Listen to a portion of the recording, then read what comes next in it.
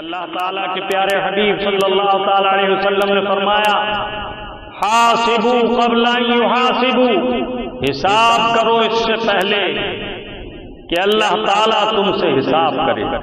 الحمدللہ وکفا والصلاة والسلام على عباده الذين اصطفى خصوصا على نبيه وحبيبه سيدنا ومولانا وملجانا ومأوانا محمد المصطفى وعلى آله وصحابه الذين قاموا بالصدق والصفاء وعلينا معهم إلى يوم الجزاء۔ أما بعد فأعوذ بالله من الشيطان الرجيم، بسم الله الرحمن الرحيم۔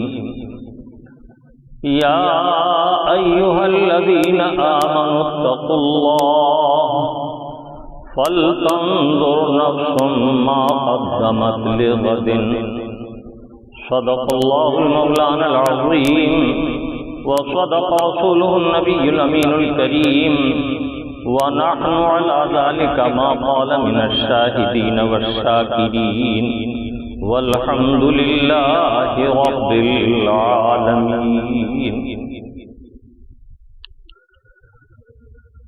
من علينا ربنا إذ بعث محمدا، من علينا ربنا إذ بعث محمدا يده بأيديه أيدنا بأحمدا، أرسله مبشرا أرسله ممجدا، صلوا عليه دائما صلوا عليه سرمدا۔ کچھ ایسا کر دے میرے کردگار آنکھوں میں، کچھ ایسا کر دے میرے کردگار آنکھوں میں، کچھ ایسا کر دے میرے کردگار آنکھوں میں، ہمیشہ نقش رہے روئے یار آنکھوں میں۔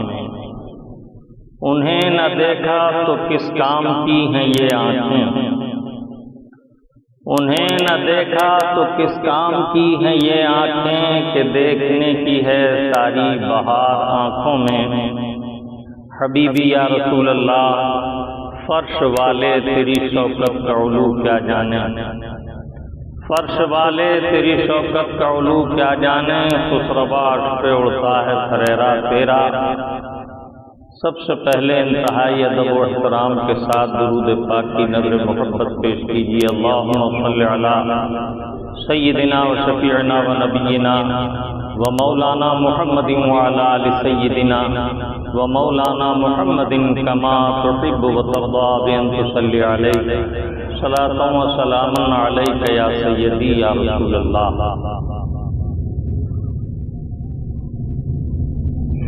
قرآن کریم فرقان عظیم کی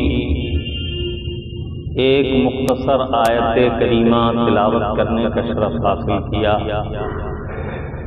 کچھ دیر اس آیت طیبہ سے اکتساب فیض کریں گے۔ اللہ رب العزت مجھے اور آپ کو حق کہنے، حق سننے اور حق پر استقامت کے ساتھ عمل کی توفیق عطا فرمائے۔ آپ کا پیارا رب عز و جل اس آیت طیبہ میں ارشاد فرما رہا ہے، یا ایھا الذین آمنوا اتقوا اللہ، اے ایمان والو اللہ سے ڈرو۔ اللہ رب العزت کا طریقہ کرم ہے کہ جو وقت جب وہ اپنے بندوں کو خطاب فرماتا ہے تو بندے کی حیثیت کے مطابق الفاظ سے اسے مخاطب فرماتا ہے۔ عام انسان جنہیں ایمان کی دولت عطا نہیں ہوئی ان سے فرماتا ہے یا ایھا الناس، اے لوگو۔ اور جنہیں اللہ تعالیٰ عز و جل نے اپنے فضل خاص سے دولت ایمان عطا فرما دی، ان سے خطاب فرماتا ہے تو پکارتا ہے یا ایھا الذین آمنوا، اے وہ لوگوں جو ایمان لا چکے، جو ایمان لائے، جنہوں نے میرے حبیب کی غلامی کا پٹا اپنی گردن میں پہن لیا۔ یا حرف ندا ہے اور ایھا اس کی تاکید ہے، اور جب اللہ تعالیٰ امت محبوب کو مخاطب فرماتا ہے تو اس کا جو جلیل الشان عظیم الشان انعام ہے، اس انعام کی نسبت کے نام سے پکارتا ہے ایمان والوں۔ اور یہ پکارنا اظہار کرم کے لیے ہے، مہربانی کے لیے ہے کہ پہلے غافل کو مخاطب کیا جاتا ہے، متوجہ کیا جاتا ہے، پھر حکم سنایا جاتا ہے، پھر پیغام دیا جاتا ہے۔ تو اللہ رب العزت کمال کرم سے اپنے محبوب کے غلاموں کو اس آیت طیبہ میں خطاب فرما رہا ہے، پکار رہا ہے یا ایھا الذین آمنوا، اے وہ لوگوں جو ایمان لائے۔ میں یہ متعدد بار عرض کر چکا ہوں کہ ایمان کیا ہے۔ اللہ تعالیٰ عز و جل نے ایمان کی دولت سے ہمیں مالا مال فرمایا، اپنے محبوب کی محبت سے ہمارے قلوب کو آراستہ فرمایا، مزین و مرصع فرمایا۔ اس کے بعد ہمیں تخاطب کے لیے دولت ایمان کی نسبت سے یا ایھا الذین آمنوا سے مخاطب فرمایا، اس لیے کہ ایمان ہی وہ دولت ہے جس کی وجہ سے انسان احکام شرعی کا مکلف ہوتا ہے۔ جو عام انسان ہیں انہیں پہلے ایمان کی دعوت دی جائے گی، اس کے بعد شرعی احکام کی دعوت ہوگی۔ تو یہاں عام لوگوں سے خطاب نہیں بلکہ مومنین سے خطاب ہے، اور عموماً عام طور پر مومنین سے خطاب ہوتا ہے تو جن و انس جنہیں اللہ تعالیٰ عز و جل نے ایمان کی دولت عطا کی ہے وہ اس کے مخاطب ہوتے ہیں، اور بعض آیات میں ملائکہ بھی شریک ہوتے ہیں۔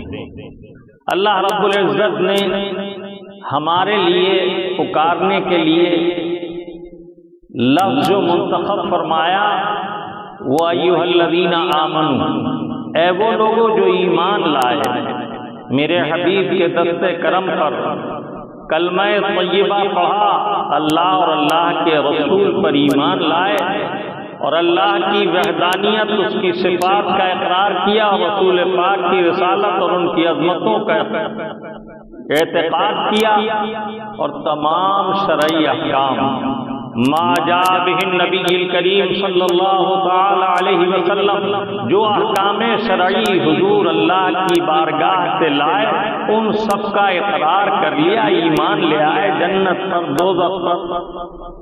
ظاہر ہے کہ ایمانیات میں جو امور داخل ہیں وہ ضروریات دین سے متعلق ہیں۔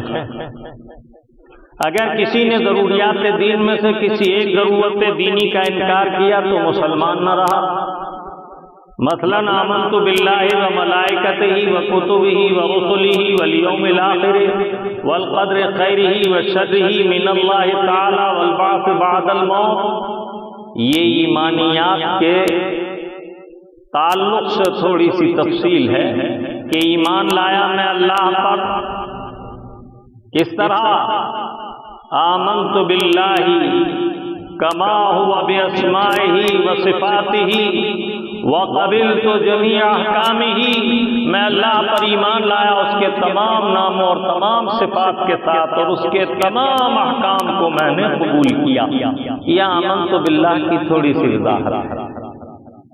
تو مومن وہ ہے جو ضروریات دین کا اقرار کرے اور حضور کے کلمہ طیبہ کو پڑھ کر داخل اسلام ہو جائے۔ اب اگر کوئی ان ضروریات دین میں سے کسی ایک کے خلاف مشن چلاتا ہے کہ فرشتے کا وجود نہیں، نیکی اور برائی کی قوت کو فرشتے سے تعبیر کیا ہے، جنت کوئی چیز نہیں، دنیا کی بھلائی کو جنت سے تعبیر کیا، جہنم کوئی چیز نہیں، دنیا کی تکلیفوں کو جہنم سے تعبیر کیا ہے، تو ایسا نیچری مذہب لائق ملامت ہے، لائق لعنت ہے، اس لیے کہ ضروریات دین کا اس میں انکار ہے۔ پھر یہاں ہمیں یہ بھی غور کرنا چاہیے کہ اللہ رب العالمین نے ہمیں پکارا تو یا ایھا الموحدین کہہ کے نہیں پکارا، اے اللہ کی وحدانیت کو ماننے والوں۔ موحد ہونا اور ہے، مومن ہونا اور ہے۔ موحد کی توحید اسی وقت، اعتقاد توحید اسی وقت کام آئے گا جب وہ رسول اللہ کی رسالت کی تصدیق کرے، اور رسول پاک کی رسالت سے علیحدہ ہو کر انکار کر کے یہ اعتقاد توحید بھی مفید نہیں۔ تو اللہ تعالیٰ عز و جل نے ہمیں پکارا تو یا ایھا الموحدین نہیں فرمایا، بلکہ فرمایا یا ایھا الذین آمنوا۔ معلوم ہوا محض توحیدی مت بنو بلکہ مومن بنو۔ توحید کا اقرار کرنے والا رسول اللہ کا بے ادب ہو سکتا ہے، منکر ہو سکتا ہے، لیکن غلام مصطفیٰ اللہ تعالیٰ کے احکام کو اور اس کی شان عظمت کو پہچانتا ہے، وہ اس کا منکر نہیں ہو سکتا۔ اللہ تعالیٰ عز و جل نے ہمیں اپنے محبوب سے منسوب کر کے پکارا۔ کتنی محبوب ہے اللہ کی بارگاہ میں اپنے حبیب کی نسبت کے ہمیں ان کی غلامی کی نسبت سے پکارتا اور یاد فرماتا اور احکام ہم پر ودیعت فرماتا۔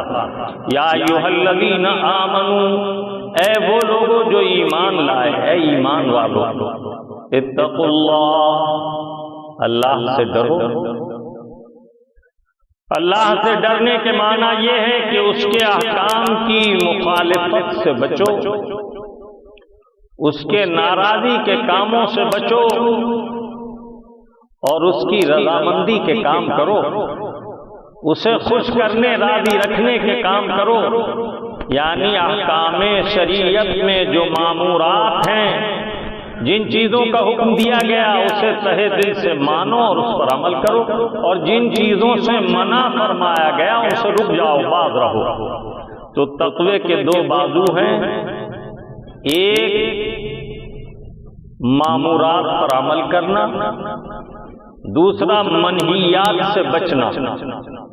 اگر کسی کبوتر کا ایک بازو کاٹ دیا جائے تو کیا وہ بلند مینارے پر اڑ کر بیٹھ سکتا ہے؟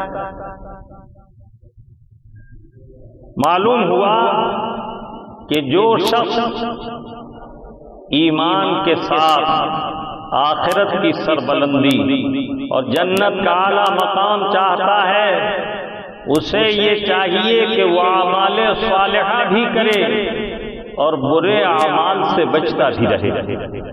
اگر ایک شخص نیک کام بھی کرتا ہے اور گناہ بھی کرتا ہے تو اس کا معاملہ ایسا ہے جیسے کوئی شخص نقصان بھی کرتا ہے اور نفع کا کام بھی کرتا ہے۔ اب یہ جب مہینے بھر میں وہ حساب لگائے گا تو پتہ چلے گا کہ نقصان زیادہ کیا یا فائدہ زیادہ کمایا۔ اور وہ جو عاقل ہے، جسے اللہ تعالیٰ نے سمجھ عطا کی ہے، دانشمند ہے، دانشور ہے، وہ نقصان سے بچتا اور نفع کا کام کرتا ہے۔ تو امر بالمعروف، نیکی کا حکم دینا، نہی عن المنکر اور برائی سے، گناہ سے روکنا، یہ دونوں احکام شرعی ہیں، ان دونوں پر عمل ہوگا۔ کسی ایک پر عمل کرنا مدار نجات نہیں ہو سکتا۔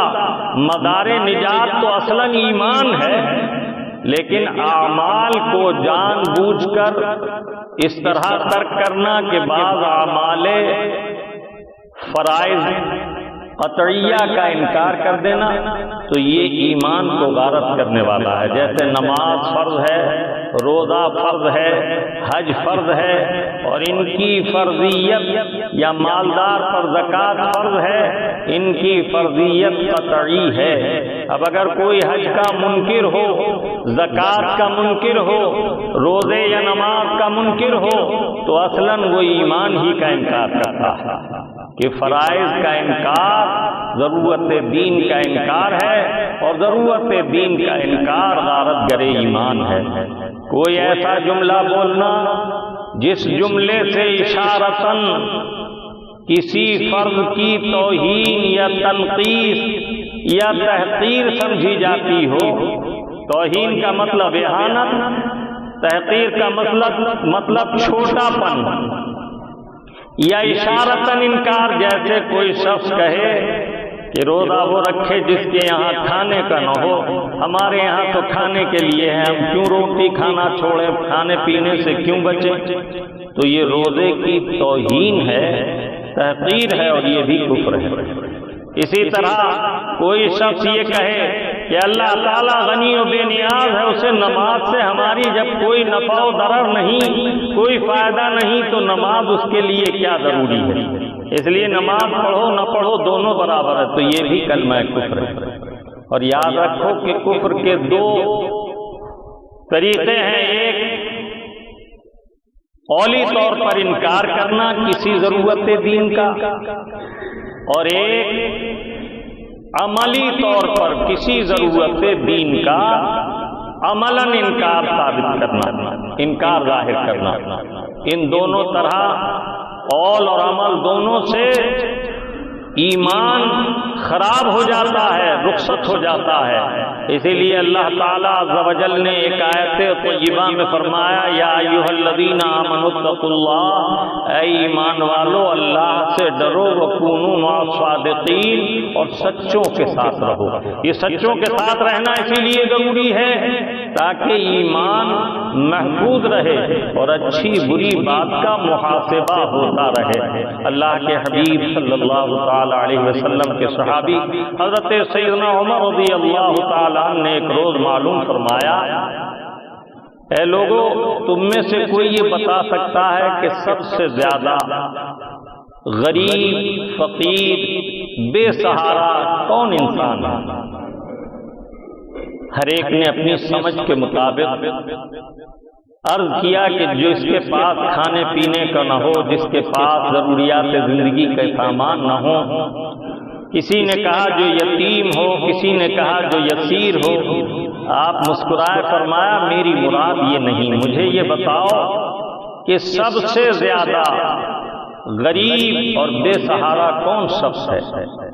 سب خاموش رہے تو فرمایا وہ جس کا کوئی اچھا دوست نہ ہو، کہ وہ اسے برائی سے روکے اور اچھائی کی تعلیم دے، اور جہاں اس کا دین کا نقصان ہو یا دنیا کا نقصان ہو اور وہ اس پر باخبر ہو جائے تو قبل از وقت اسے متوجہ اور متنبہ کر دے، تو وہ شخص غریب نہیں ہے، یسیر نہیں ہے، نادار نہیں ہے، مفلس نہیں ہے، بلکہ مفلس وہ شخص ہے جس کا کوئی اچھا صالح دوست نہ ہو۔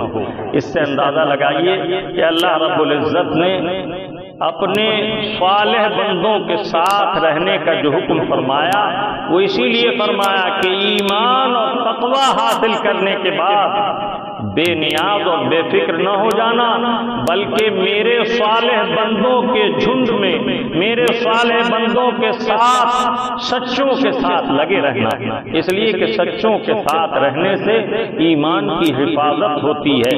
میں نے یہ عرض کیا کہ قولاً بھی کفر ہوتا ہے اور عملاً بھی کفر ہوتا ہے۔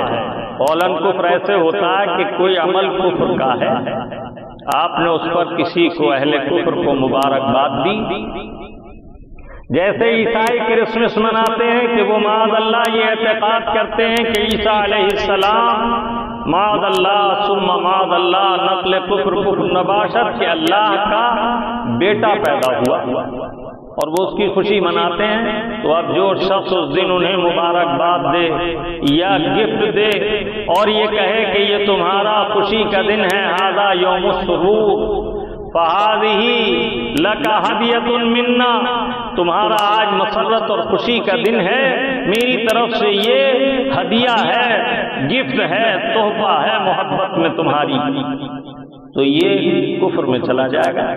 اس لیے کہ جب یہ اعتقاد کفر ہے کہ اللہ تعالیٰ کے اولاد پیدا ہو تو اس کی مبارکباد دینا بھی کفر ہے۔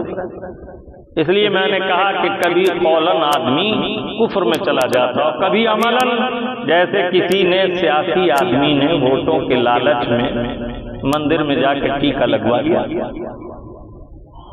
تو یہ شاعر کفر سے ہے زنار پہننا۔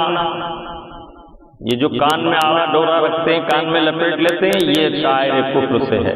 کسی نے اگر ایک ستلی آڑی باندھ لی بغل کے نیچے سے نکال کے اور کہا کہ لو، اسے دکھاتے ہوئے لو آج ہم نے زنار پہن لی، تو یہ دائرہ ایمان سے خارج ہو گیا۔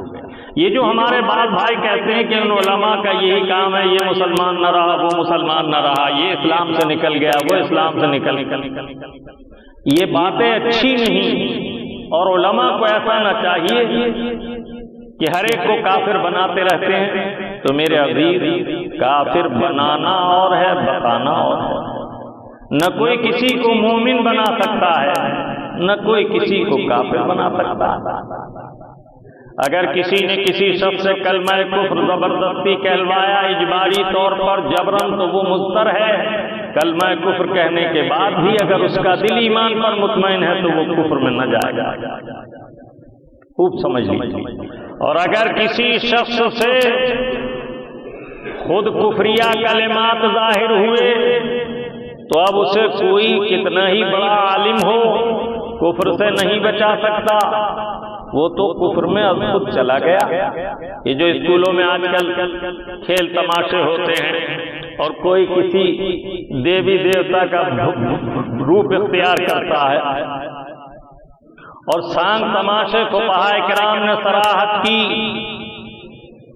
کہ اگر کوئی شخص کھیل کھیل میں بھی ایسا کرتا ہے اور ان کی نقل میں ان کے کاموں کو انجام دیتا ہے، خشتہ لگوانا، زنار پہننا، یا لانگ لگا کر کسی دیوی دیوتا کے بھیس میں ہو جانا، یہ مجھے اس لیے ضرورت پیش آئی کہ ہمارے بعض بھائی باوجود اپنے مدرسے اور اسکول ہوتے ہوئے ایسے اسکولوں میں بھیج رہے ہیں جہاں بعض مواقع پر باقاعدہ جلوس میں مسلم بچوں کو اس طرح کا بھیس دلایا جاتا ہے اور گشت نکالا جاتا ہے۔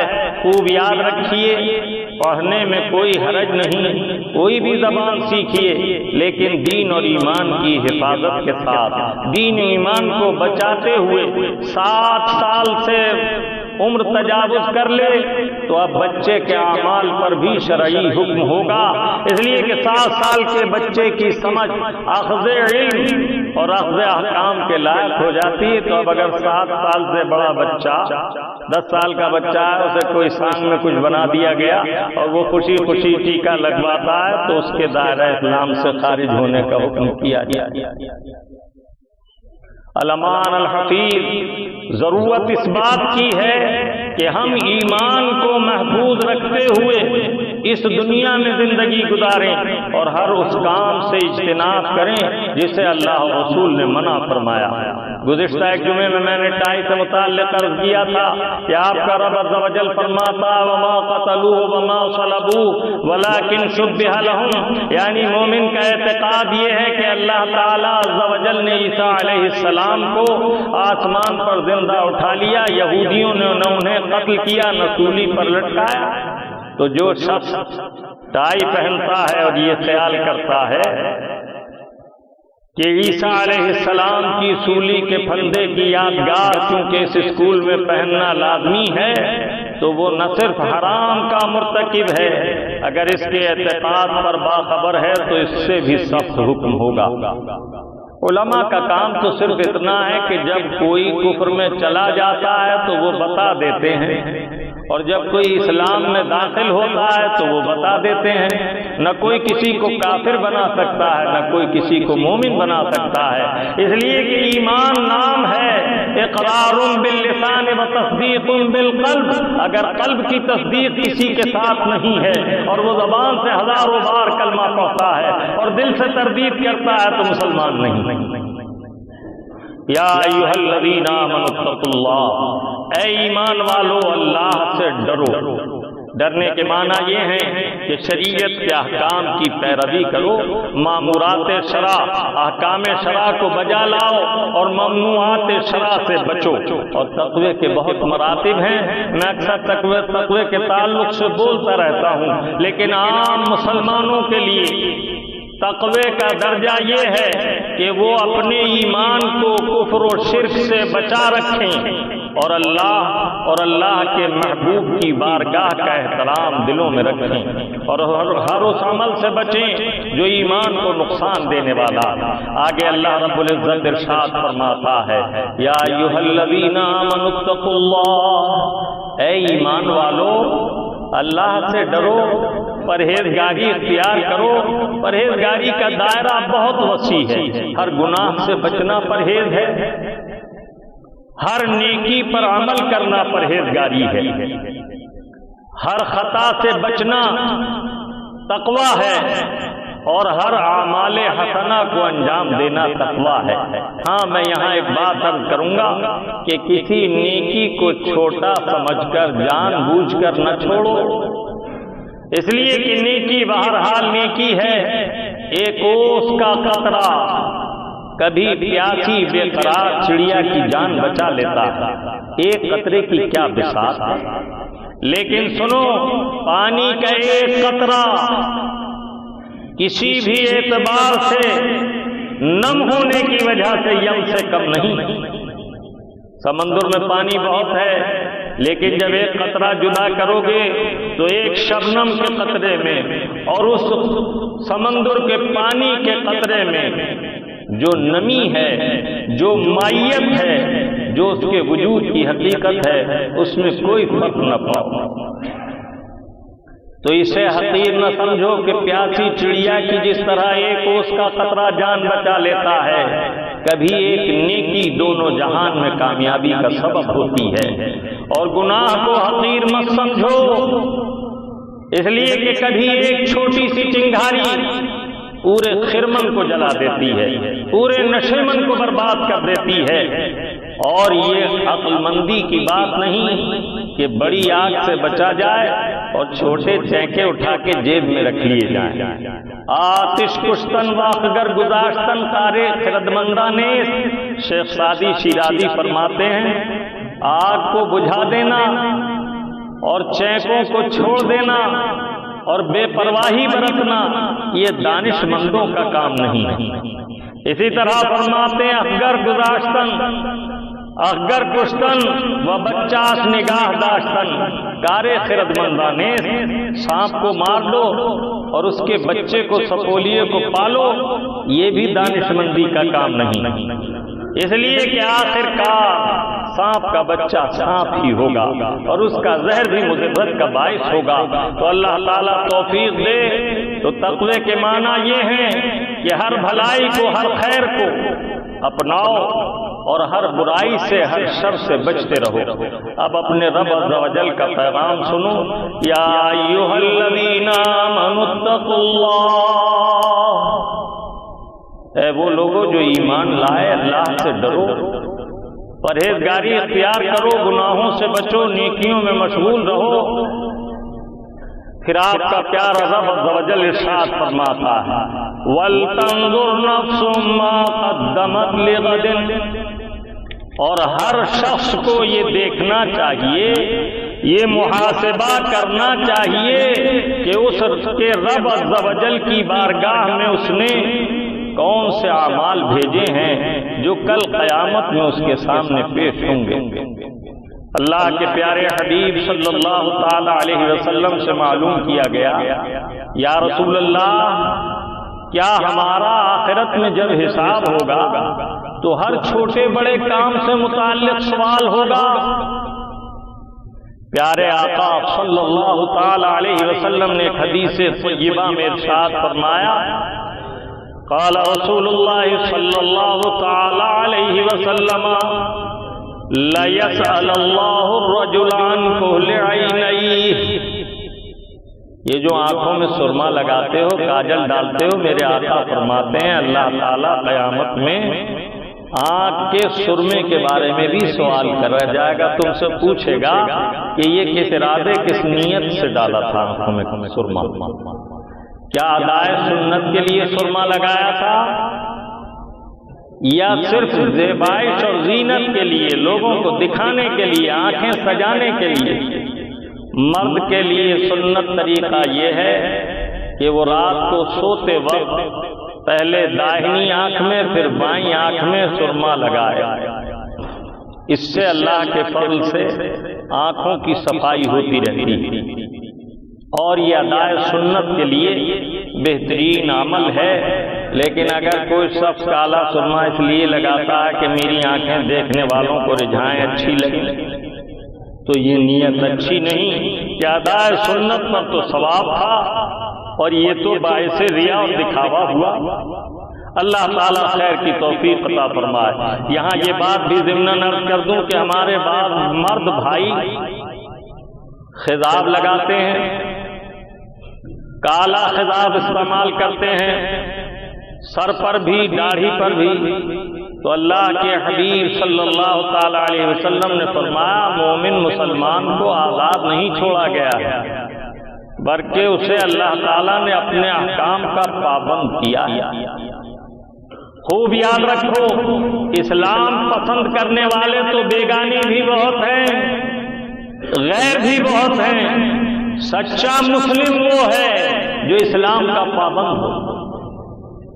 بہت سے غیر مسلموں نے کہا ہمیں اسلام پسند ہے، لیکن وہ اسلام کے پابند نہ ہوئے تو اسلام کا فیض انہیں نہیں پہنچا۔ مسلمان کو چاہیے کہ وہ محض اس پر اکتفا نہ کرے کہ مجھے اسلام پسند ہے نو کے زبان سے، بلکہ عملاً اپنائے اسلام کو اور پابند ہو اسلام کا۔ اللہ کے حبیب صلی اللہ تعالی علیہ وسلم نے ارشاد فرمایا مومن کا خضاب سرخ و زرد ہے اور منافق و کافر کا خضاب سیاہ ہے۔ ایک صحابی رسول بارگاہ مصطفیٰ میں حاضر آئے، عرض کیا یا رسول اللہ میرے سر میں بال زیادہ سفید ہو گئے، کیا میں انہیں کسی رنگ سے بدل دوں؟ وقال رسول اللہ صلی اللہ تعالی علیہ وسلم غیر البیاض الا السواد، کالے رنگ کے علاوہ کسی رنگ سے بدل سکتے ہو، زرد یا سرخ۔ اس زمانے میں کچھ گھاس ایسی آتی تھیں اور آج بھی آتی ہیں کہ جن کو پانی میں کم پانی میں بوائل کیا جاتا اور وہ بالوں پر لگا دیا جاتا تو اس سے سرخ رنگ یا گہرا زرد رنگ آ جاتا، سرخی مائی، جیسے انڈے کی گہری رنگ والی زردی کا رنگ ہوتا ہے۔ اور مہندی لگانے کی بھی اجازت ہے، لیکن مردوں کو کالے خضاب کی اجازت نہیں کہ اللہ کے حبیب نے ارشاد فرمایا جنت کی خوشبو 500 برس کی دوری سے آئے گی، لیکن کالا خضاب لگانے والے کو اس کی خوشبو بھی نہ سنگھائی جائے گی۔ جب اللہ تعالیٰ عز و جل نے سفیدی عطا کر دی تو اس نے جب تک سیاہ بال رکھے اس کا شکر ادا کرتے رہو، اور جب سفیدی آ جائے تب بھی اللہ رب العزت کا شکر ادا کرو کہ یہ اللہ کی دی ہوئی بزرگی ہے۔ حدیث طیبہ میں ہے میرے آقا فرماتے ہیں جب سفید ریش والا شخص اللہ کے حضور ہاتھ اٹھاتا ہے تو اللہ رب العزت فرماتا ہے فرشتوں سے کہ میرے اس بندے کو جو طلب کرتا ہے عطا کرو، کہ مجھے جو سفید بال والا شخص، سفید ریش والا شخص میری بارگاہ میں ہاتھ اٹھاتا ہے تو مجھے حیا آتی ہے کہ اس کی دعا کو قبول نہ کروں یا رد کروں۔ اس سے اندازہ کیجیے کہ اللہ کی بڑی نعمت ہے، اس سے پریشان نہ ہونا چاہیے۔ اور دنیاوی مثال میں میں کہتا ہوں کہ اگر بوڑھے بیل کے سینگ کاٹ دو تو وہ بچھڑا نہیں ہو جاتا۔ تو اس لیے وہ باتیں جو شریعت طاہرہ نے حکم دیا ہے انہیں معمولی نہ سمجھو، بلکہ ہر عمل خیر پر اللہ تعالیٰ نے آخرت میں عظیم اجر و ثواب کا وعدہ فرمایا ہے اور ہر گناہ کی سزا و جزا مقرر کی ہے۔ اللہ رب العالمین اس آیت طیبہ میں ارشاد فرما رہا ہے ہر نفس کو، ہر ذات کو، ہر شخص کو چاہیے کہ یہ محاسبہ کرے کہ میں نے کل کے لیے اپنے آگے کیا بھیجا، قیامت کے دن کے لیے میں نے کیا ذخیرہ جمع کیا۔ اللہ کے حبیب صلی اللہ تعالی علیہ وسلم ایک حدیث طیبہ میں ارشاد فرماتے ہیں، نیکی کرو اگرچہ تمہارے نزدیک وہ بہت چھوٹی ہو۔ پھر ارشاد فرمایا کہ تم میں سے اگر کوئی شخص قبرستان سے گزرے اور ٹھہر کر قل هو اللہ احد پوری سورہ پاک 11 دفعہ یا 3 دفعہ پڑھ کر اس کا ثواب اہل مقابر کو ایمان والوں کو بخش دے تو اللہ کے حبیب فرماتے ہیں قیامت کے دن جب وہ اللہ کے حضور پیش ہوگا تو اجر و ثواب کے پہاڑ دائیں بائیں اس کے چلیں گے۔ وہ عرض کرے گا مولا یہ اس قدر انبوہ در انبوہ اتنا عظیم ڈھیر نیکیوں کا کہاں سے آیا؟ میں نے تو اتنی نیکیاں مولا کریم نہیں کی۔ تو اللہ تعالیٰ عز و جل کے فرشتے اسے جواب دیں گے یہ مومنین کی دعائیں اور تیری اولاد کی دعاؤں اور ایصال ثواب کی برکت ہے کہ یہ اجر و ثواب تجھے عطا ہوا۔ یہ حدیث طیبہ شرح الصدور فی احوال الموتى والقبور میں امام جلال الدین سیوطی علیہ رحمت و رضوان نے نقل فرمائی ہے، اور بھی کتب حدیث میں ہے۔ یہاں میں نے جو واقعہ ذکر کیا یہ اس حدیث سے ہے۔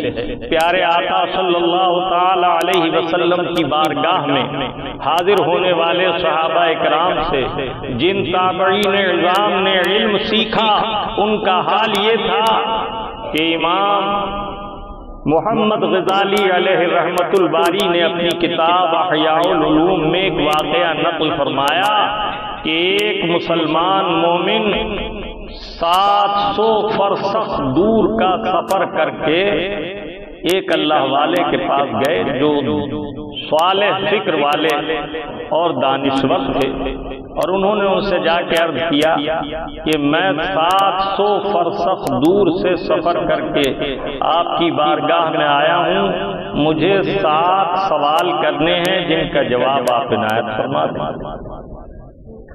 آپ پریشان نہ ہوں، چند باتیں ذکر کروں گا، میں پوری تفصیل نہیں ذکر کروں گا۔ انہوں نے پہلا سوال یہ کیا کہ میں آپ سے عرض کرتا ہوں کہ 7 آسمان اور ان کے وزن سے بھی زیادہ سخت بات کیا ہے؟ اس سے زیادہ سخت کیا چیز ہے؟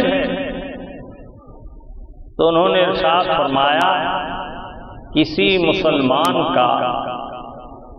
مسلمان پر ایسے کام کی تہمت رکھنا جو کام اس نے نہ کیا ہو، ایسے کام کا بہتان دینا جو کام اس نے نہ کیا ہو، وہ 7 آسمانوں سے بھی زیادہ وزنی اور سخت۔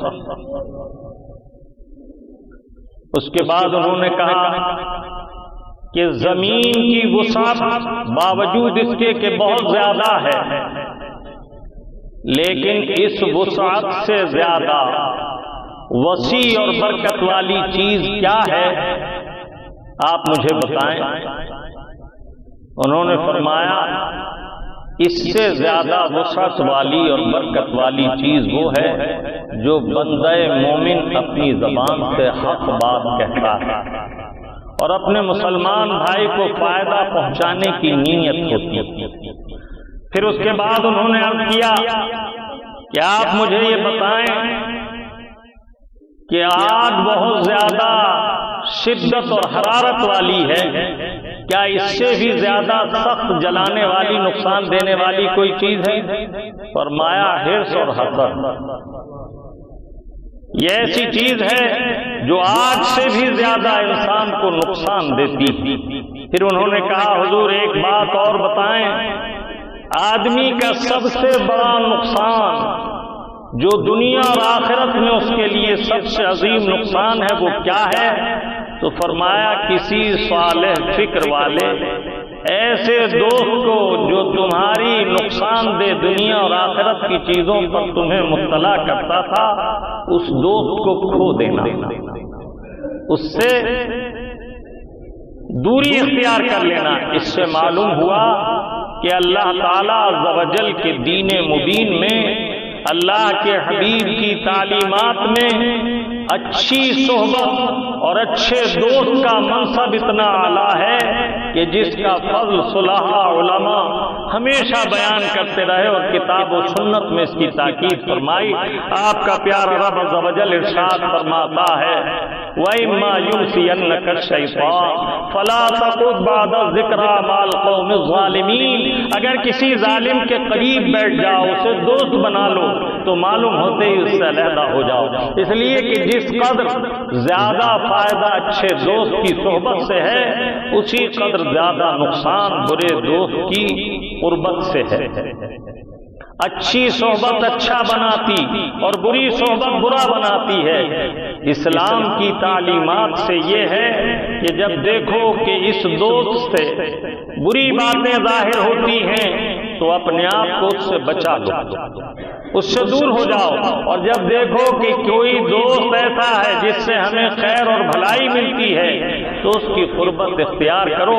ہمیں شریعت طیبہ نے پابند کیا ہے، شریعت کے احکام کا ہمیں آزاد نہیں چھوڑا۔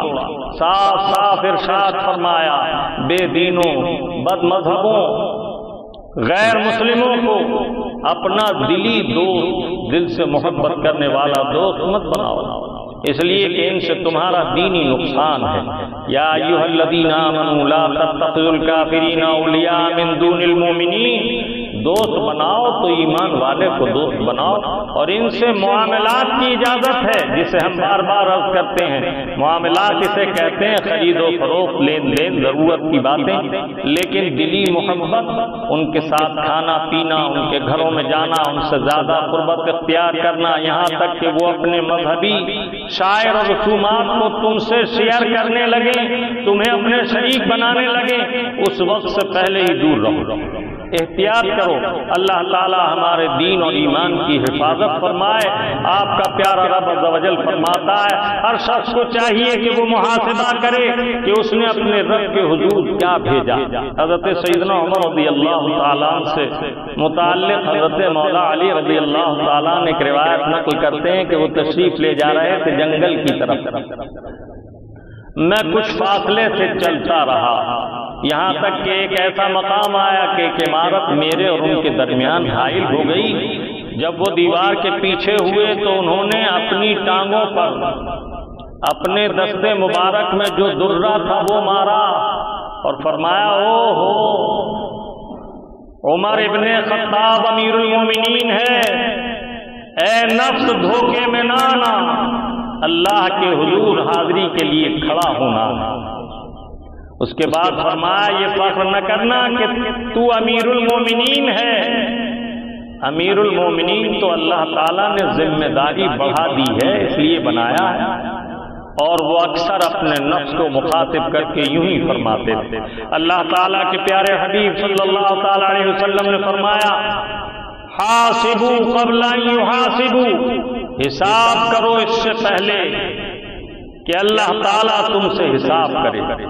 اور قرآن کریم میں وَلَا أُقْسِمُ بِالنَّفْسِ اللَّوَّامَةِ، اللہ تعالیٰ اس نفس کی عظمت کی وجہ سے قسم ذکر فرماتا ہے جو نفس تمہیں برائیوں پر ملامت کرنے والا ہے۔ حضرت بایزید بستامی سے پوچھا گیا آپ کے دوستوں میں سب سے نایاب قیمتی دوست کون ہے؟ فرمایا وہ جو میرے نفس کی برائیوں پر آگاہ ہو کر مجھے ٹوکتا اور روکتا ہے، اسے میں سب سے زیادہ عزیز سمجھتا ہوں۔ اللہ تعالی ہمیں اور آپ کو دنیا کی برائیوں اور کثافتوں آلودگیوں سے بچائے اور اعمال حسنہ کی توفیق عطا فرمائے۔ وما علینا